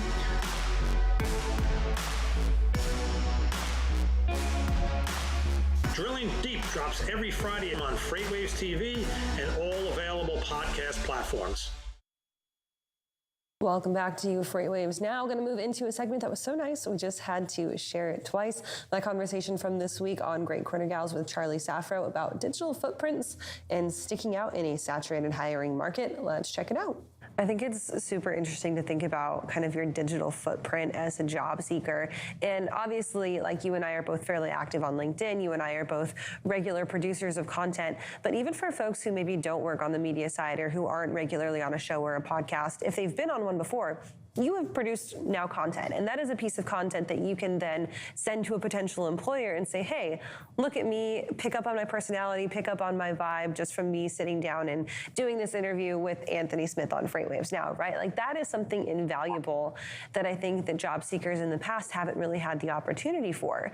How important is it if you are maybe a candidate who you like your role, you're kind of comfortable, but you're actively participating in these things? Should you be banking your content and holding on to that? So maybe when you do go out and look for a new job, you can provide it firsthand and be like, hey, I might not have a generic formal cover letter, but listen to how well I do in an interview. I think that's such an awesome suggestion. And I don't think you need to bank your content in the sense that, reserve it for that opportunity. Put it out there, share your thoughts, because you can always send that link from a specific post to a hiring manager. I actually think that's a really great strategy. It's almost your writing portfolio, if you will. So maybe in that introductory letter, you're referencing some of your content. Even on LinkedIn, you can easily share one of your posts with someone who may be a hiring manager over there and, very casually say, I thought that this might interest you. You could tag them on a post and get them engaged and get them and their company some attention. So I absolutely think that's a great way to just build your portfolio, showcase what you believe in, what you like to talk about. I could scroll through someone, if somebody posts once or twice a week and I have an opportunity to scroll through those posts, I will learn more about that person in 3 or 4 minutes than I probably will if I sat down and talked to them for a half hour. So it's great pre-work for an interviewer. It's also great for an interviewer to review to make the decision if they want to even pursue this candidate for a first conversation. So if you've got the content, absolutely leverage it, show it off, be proud of it, and make sure that it gets the attention it deserves. 100%. It's kind of that show versus tell strategy, right? Like I can sit down in an interview and fight to try and tell you things that are interesting about myself, or I can just show you this piece of content that I love doing. So I want to go back to that kind of point that you made about the fact that hiring organizations are kind of overwhelmed right now, right? There are more job seekers than there are jobs. And it's been this very intense flip from the trend that we saw kind of mid-2021 through the start of 2022 that's putting a lot of stress on job seekers specifically. And I think a lot of people are finding that they are throwing a lot of things out there into the ether and not getting any responses. I put up a poll last night on LinkedIn because I've seen this on TikTok, on Twitter, on LinkedIn, where people are sending out maybe 100 resumes, probably an exaggeration, and just getting ghosted, and ask people, have you been ghosted, or are you getting somewhere in between yes and no responses? Only got like 15 responses because I put it up late last night. But, most people were like, yeah, I've been ghosted. I'm actively looking for a role and I keep getting 0 responses. Then about 7 of those folks were like, yeah, we're somewhere in between. I send some out, I hear back maybe, but then I don't hear back from a lot. No one said yes. They are hearing back consistently from all of their companies. What do you think about kind of this space that we're at right now? And is a lot of that to blame just based on the fact that these hiring organizations are probably overwhelmed? I think that's a big part of it. And there's so much going on behind the scenes. So companies posting jobs for roles that they're not immediately actively hiring for is nothing new. I mean, this is something that companies have done for many years as an opportunity to just proactively build their talent pipeline. It's a way to gauge what talent is interested out there. Another thing that most job seekers don't realize is these companies have paid for those job slots on LinkedIn. So if we have 100 opportunities to post a job and we only have 97 jobs we're looking to fill, we probably will fill those 3 spots either with duplicate jobs or more of that generic job posting. Now, we're hopeful that we will help that person because of the amounts of opportunities we see versus just being one employer, but it's nothing new. Companies will take advantage of every job spot and they will post. And what we're seeing now, though, is the lack of response, the ghosting, which is a result of, one, the jobs aren't really immediately being filled and they're not really a hot role to fill. It's much more of a proactive attempt. And then 2, what I mentioned before, that these job postings are getting so many applications. And if you are applying on LinkedIn, you can usually see how many applications have been submitted. So I wouldn't say avoid submitting your resume if you see that 100 or 1,000 resumes have already been submitted. But I would say be mindful, and a job seeker should use that to manage their expectations. If you're applying to a job that has 1,000 applications that was posted yesterday, chances are, unless you are the rock star that catches their attention, you may not hear back from them. And if you do, it's probably going to be a while till they get to the end of that resume pile and can communicate with you. So there's a lot that goes into it, but it's really just important to know as a job seeker, this probably has nothing to do with you. This is more technology. It is the status on the hiring company side, and it's just their overall process and efficiency of how they review resumes. So let's say that you get in, you haven't gotten ghosted, you go through the application process, go through the interview process, boom, you've been hired, you've been offered the job, you're getting ready to start. And now flip side, you as the now hired employee, you decide to ghost the employer because maybe you found a better opportunity or you just decide, hey, this wasn't for me. Talk a little bit about how that is an awful strategy when it comes to finding that employment, and maybe the kind of reputation that helps or that it leaves you with if you do that kind of thing when you're looking for that next job. Yeah, you have to remember that every touch point is an opportunity to make an impression. It's an opportunity to influence, to build a relationship. So do not burn your bridges. I mean, in December, we actually saw more rejected offers than we had all of last year, which is kind of opposite of what the market is yielding. But these offers were rejected for a couple of reasons. One, candidates got cold feet. They went through the process and then they realized it was not the right opportunity. 2, candidates got counteroffers. Maybe it was intentional, maybe not, but when they went to resign at their current employer, they sweetened the deal and got them to stay, and thus they rejected the new offer on the table. And then also, candidates may have multiple offers, regardless of the situation in the job market. You never know what's going on, how active these candidates are, how connected they are, how qualified they are. So it's really important as a candidate to remember, if you are in that situation, for whatever reason you are turning down a job offer, do it with integrity, do it with honesty. As a recruiter, I would much rather know you are rejecting this job because you have another job that's better because of X, Y, and Z, so I can help you in the future, so I can give my clients some honest feedback. So that's my advice, is be honest. There's nothing to lose.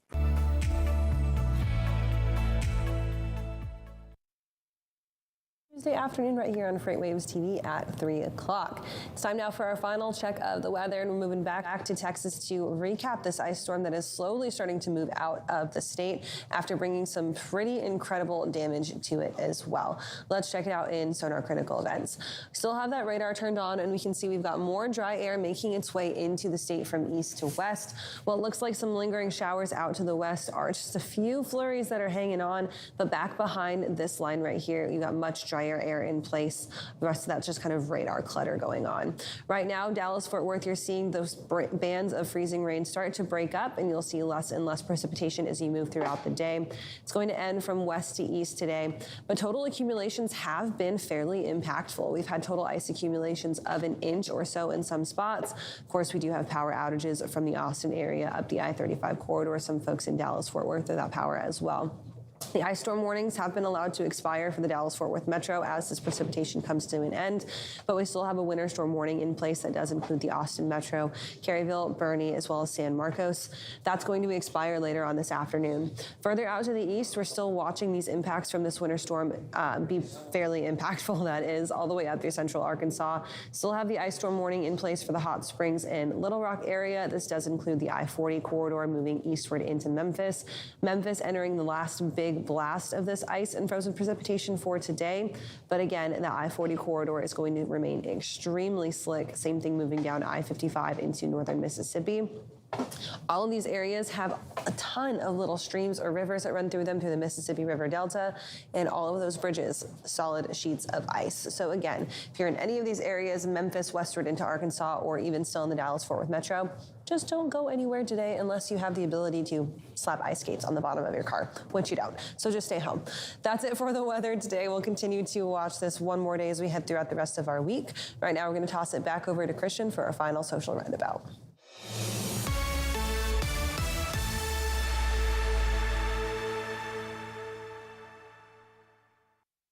It's definitely cold out there, and it's no surprise that today on Groundhog's Day, Groundhog decided let's have a little bit more winter. Let's take a look at a video the Weather Channel posted this morning. Hear ye, hear ye. Now on this February 2nd, Punxsutawney Phil, the seer of seers, was awakened from his wintry nap at dawn on Gobbler's Knob. Phil looked to the skies and then, speaking in groundhogese, directed this President Dunkel to the proper scroll, which reads, I see a shadow on my stage, and so, no matter how you measure, it's 6 more weeks of winter weather.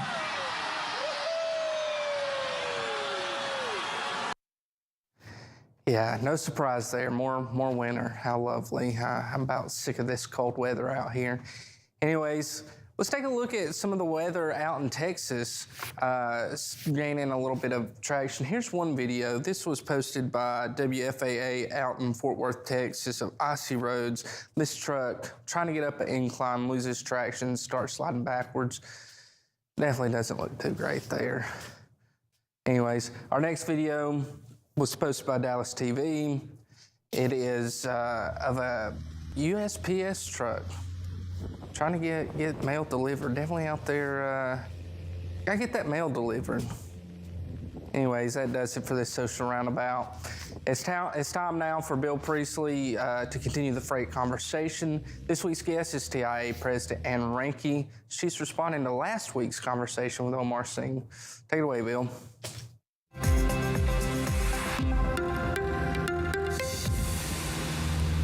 Welcome once again to our freight conversation. I'm Bill Priestley, and today we're going to be joined by TIA President Anne Reinke. Anne, how are you doing?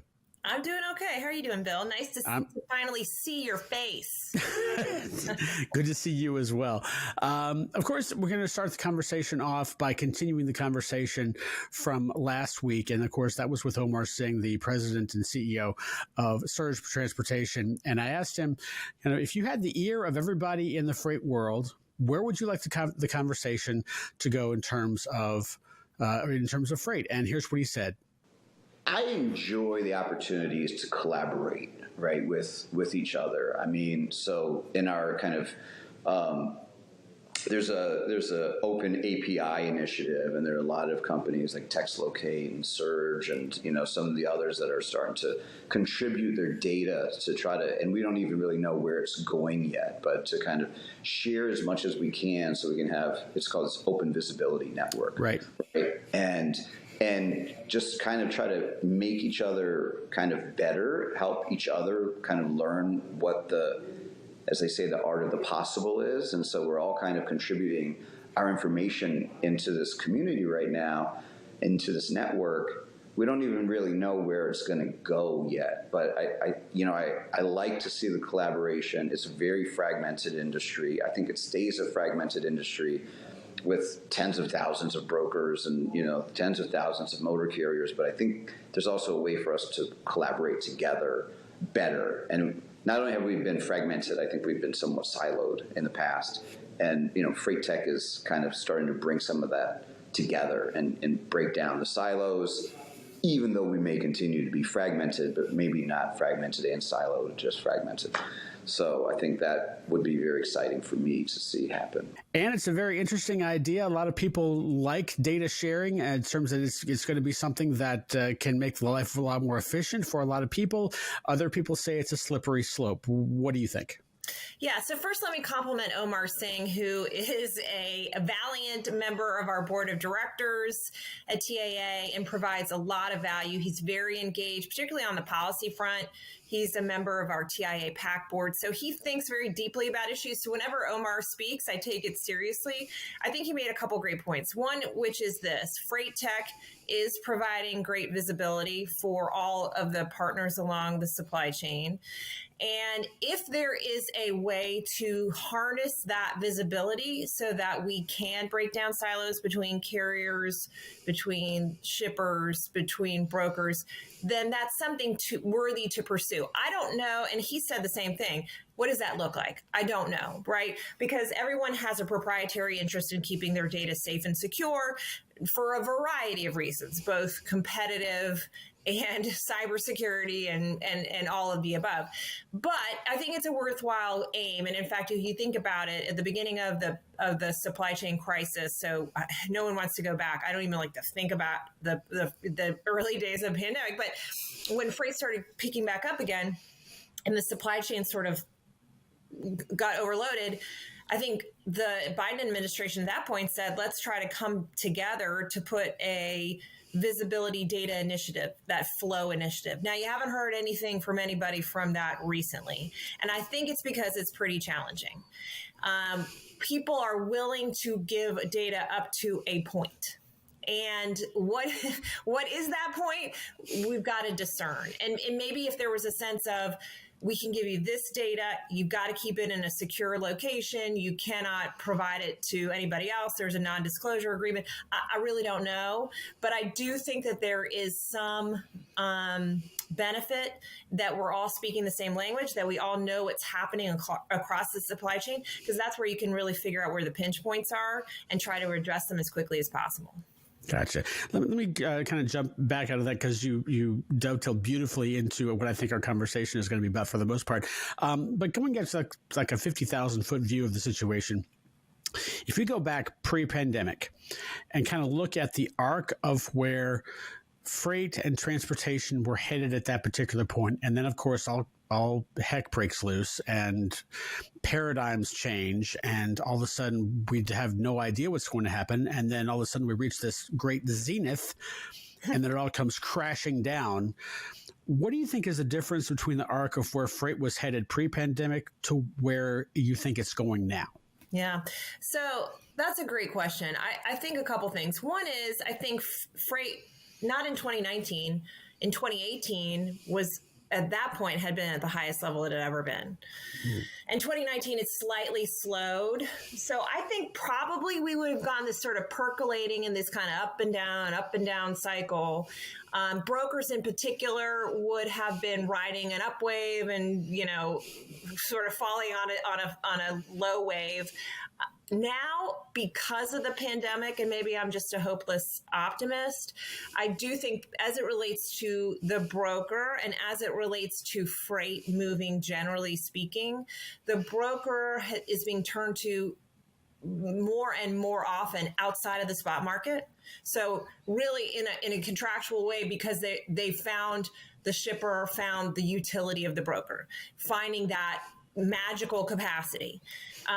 So I think that there's going to be more of that going forward, and the broker is going to be seen as more of a critical resource, again, for visibility purposes also, but also because of those relationships. But I also think the freight, we're not in a recession-proof industry. By no means are we in a recession-proof industry, but because it is too easy to order things from home, and people are now accustomed to that and the expediency with which they receive it, I don't think that changes. Now, the only thing that could possibly, one of the things we should think about is this just-in-time delivery. That was a huge sticking point throughout the pandemic with the surge of freight, because the just-in-time delivery model didn't work. Because just-in-time was not in enough time for most people when the demand was increasing so much. So I do think there may be some, after this inventory glut gets pared down, there may be some more pre-planning about, all right, how do we how do we make sure that we're not just in time, so we're actually, if we're in a perilous situation where there's demand on freight, that we're sort of caught flat-footed. We don't want to be in that situation again. Two more questions here for you. Number one, kind of a two-part question. What are you most bullish about in 2023 in terms of freight, and what are you most bearish about? Gosh, what am I most bullish about? So I think what I'm most bullish about really is freight tech. So going back to the beginning with Omar's question, I think he's exactly right. The potential is vast and incredible. And not only does it make our supply chain more efficient, it makes it more secure. And we have technology coming out that really is trying to validate the carriers, trying to validate where the commodities are, to keep the chain of custody in control. You know, we've spoken about how we get concerned about double brokering or dispatch services that may be from other countries that we don't know are dispatching freight. I mean, this kind of thing is very, very concerning. And so I'm very bullish about freight tech and its potential. And I think we're just sort of seeing it. There's so much more to come. What am I bearish about?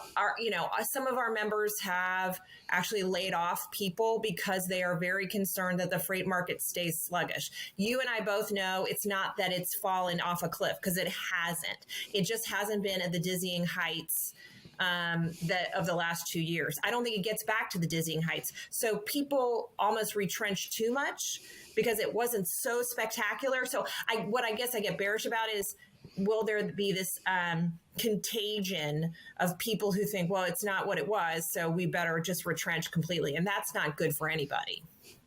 Yeah, no, it seems like the hangover after the party. Right. That's a little bit right now there as well. All right, your chance to divert the conversation whichever way you want to. Let's say, for instance, that you have the ear of everybody in freight in a large room. You have the podium. Where do you want to take the conversation? Well, I think a couple things. So we talk about the security of freight. We talk about collaborating on freight. You know, we have some bad actors in our freight space that are frauds or commit fraud or are committing double brokering or committing, they're dispatch agents who are essentially brokering freight. And will the railroads care? No, probably not. But certainly the carriers will care and the shippers will care about how we can actually improve that. We have a regulatory agency that's constrained in its resources, and they think in its authority to regulate that space because these are commercial events, not safety events. We would argue that these actually are safety and security events. We had a member who arranged transportation for a load of meat 2 weeks ago. Turned out it was to a fraudulent carrier who gave it to a dispatch service out of some other country. Long story short, we don't know where this meat is. So my point is, there is fraud in that market. How can we figure out in the marketplace, how can we figure out ways, if we can't get FMCSA because of constrained resources to be engaged, what can we do together to collaborate? And I think there's interest there. Certainly we've talked to some in the owner operator space. I think there's some interest there of how do we actually work together to figure out solutions. Interesting way to take the conversation. Anne Reinke, president of TIA, thanks for being a part of the conversation. Thank you for having me, Bill.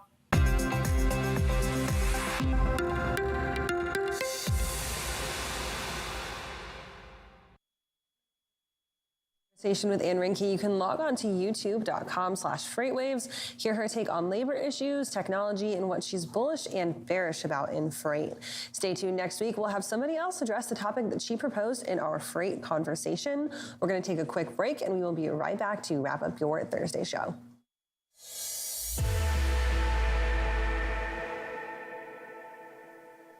Hey everybody, this is Thomas Wasson, enterprise trucking carrier expert here at FreightWaves, telling you about my show, Loaded and Rolling. Now, it involves trucking topics for large carriers and even small ones that wish to be large. Anything that impacts trucking, you can get it there. You can catch us every Tuesday at 1 p.m. Eastern on tv.freightwaves.com. We do it live.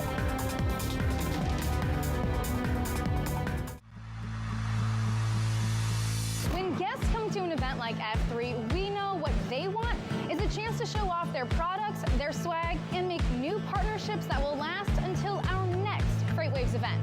But the problem is there are so many industry events, it can be so hard to find the right one to invest your time and energy in. We FreightWaves take your investment seriously. Which is why we brought together thousands of industry professionals in one city over 3 days to showcase all you have to offer. Because your successful connections at an event like F3 move all of us forward. Don't believe us? Join us in June.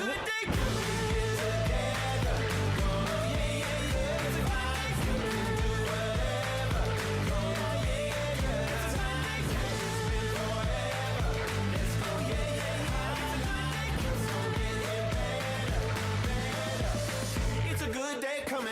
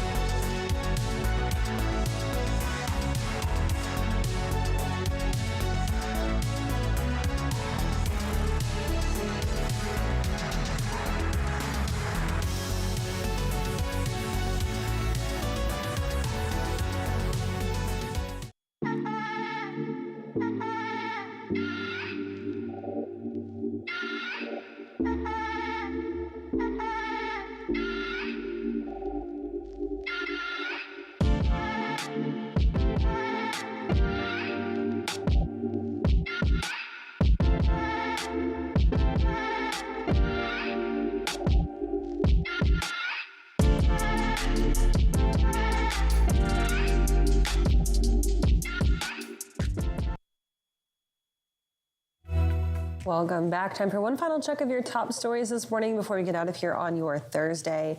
Management from LTL carrier Old Dominion maintained their view on a volume turnaround by spring on the company's earnings call yesterday. Before the market opened, the company announced that it had beat expectations once again. Fourth quarter earnings per share came in at $2.92, 25 cents higher than estimates and 51 cents higher year over year. Revenue for the fourth quarter was up 6% to $1.49 billion, even though tonnage per day fell 9% year over year. Old Dominion did feel the lack of a peak season in its volume numbers. Tonnage was down 4.4% quarter over quarter, when a normal sequential step down is just 1.3%. FedEx has announced that it will cut the size of its global officer and director workforce by at least 10%, as well as consolidating certain teams in order to cut costs. In an internal company memo, CEO Raj Subramaniam told the company that the cuts are critical to remain competitive in a highly dynamic environment.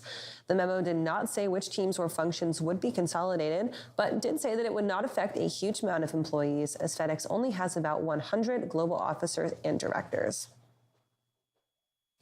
And XPO has officially gotten a one-notch upgrade to its debt rating about 8 months after S&P Global Ratings indicated that it would make that move. XPO had been put on Credit Watch Positive in June of last year, and as of yesterday saw its debt rating raised to BB+, up from BB. The decision to use $408 million of the funds XPO got from spinning off RXO to reduce its debt helped secure the rating improvement. That move brought the company's recent debt reduction to a total of $1 billion. And you can find details of these stories and so much more on FreightWaves.com, as well as in our FreightWaves app. Log on to YouTube and give us a like and subscribe if you're watching us there. And of course, always follow us on social media as well. Head on over to tv.freightwaves.com for anything you might have missed from today's show or this week. Right now, we'll toss it back over to Thomas and Donnie for our final carrier update.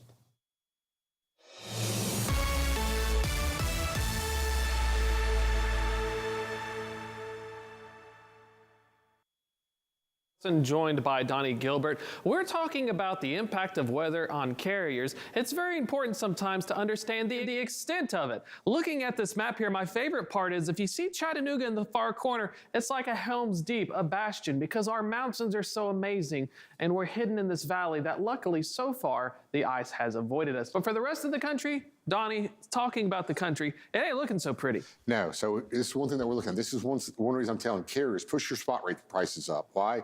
Texas is frozen. You got ice all the way down into Mexico. So at one point, there's going to be some problems with a little bit of I-10, I-20, I-40 going east to west.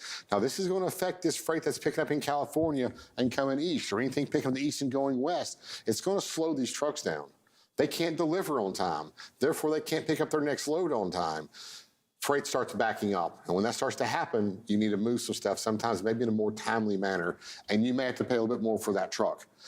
North-south, I-55. I-75, I-24, I-95, all these are having problems. So like the Southeast is just kind of blocked in. You can deliver within the Southeast here, but you can't go to the Midwest or the Northeast or the Southwest or the West Coast. So there's going to be a lot of problems. And what it's going to do, like I say, it's going to slow trucks down for 2 or 3 days. And those are going to miss pickups. They're going to miss deliveries. They got to reschedule. It's going to be a mess. And when this mess started, it's like a snowball effect. What you can do if you're a owner-operator or carrier that has a spot rate team, push your rates up. See how we can get that. It's going to cost a little bit more. Now, it doesn't mean you're going to run through the snow, but you can do it, and you can run your rates up, and then you may have to reschedule. Yes, play the game. That's what it is. Don't hate the carrier, hate the game. But let's go ahead and jump into our next. We're going to do our lanes of the day. I'll bring them up next, but I want to talk about how this weather affects that and how it slows it down. So here, I've got Indianapolis to Omaha. So we're going to miss that band of ice here, and we're going to run out to Omaha, and we're looking at $3.03 rate per mile. So as bad as these spot rates are dropping down, we can still find some $3 a mile freight. This is a 600-mile run. $3 a mile for 600 miles is a pretty good run.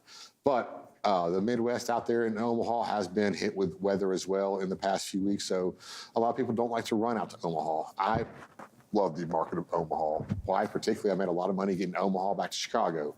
But running out to Omaha, 303. You hit the little double arrows button and bring it back. We're looking at Omaha to Indianapolis at $3.87 a mile. So here you can average about $3.40 a mile on a 600-mile run, and that's a pretty good lane for you as long as you're not interrupted by weather. Next chart here, we're going to another lane, Chicago to Memphis.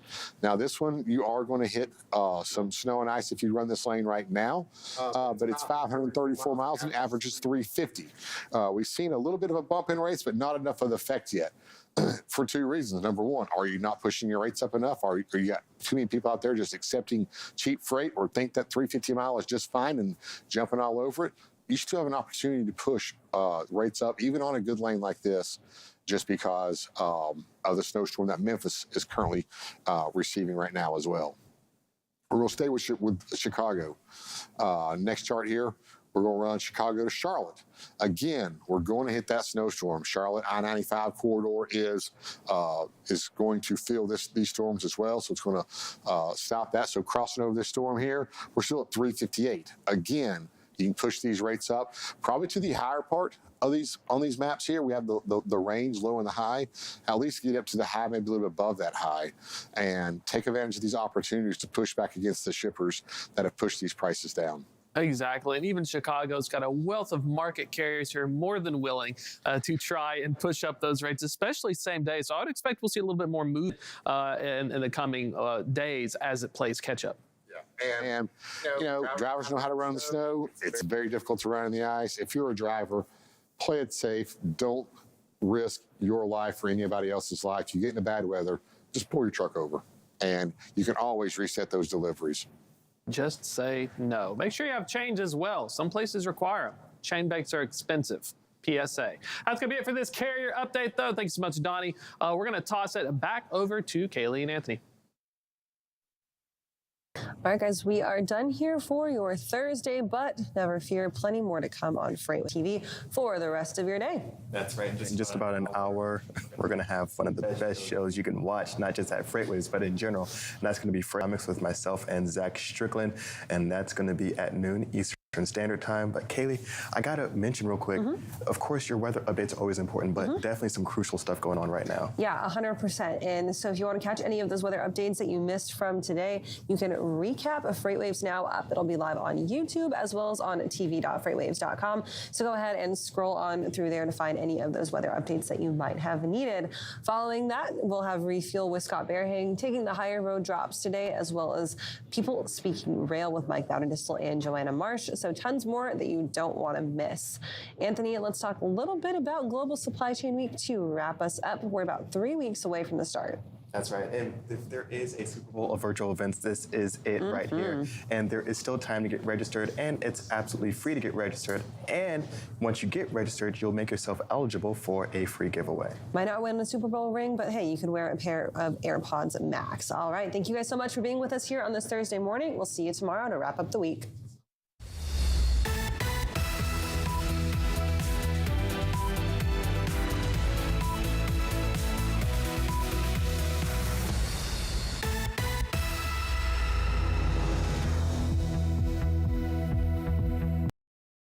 I would like the Earth to still be here for a little bit longer, but you know, is a hot dog a sandwich? Oh, okay. Is pizza an open-faced sandwich? It's bread. I have been ready for this question. I've seen the show. We're all in this together. Thanks for making me hungry. Now I want a hot dog. You're welcome. Catch episodes of Check Call Tuesdays at 12:30 on FreightWaves TV. Keep up with all things Check Call on freightwaves.com/checkcall. See you on the internet.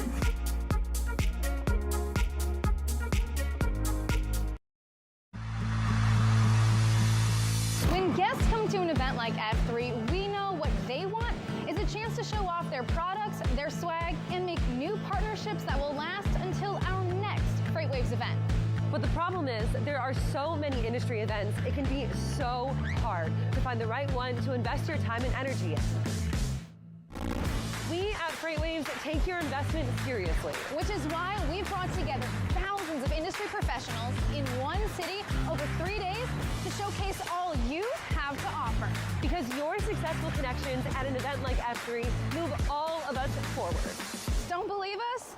Join us in June.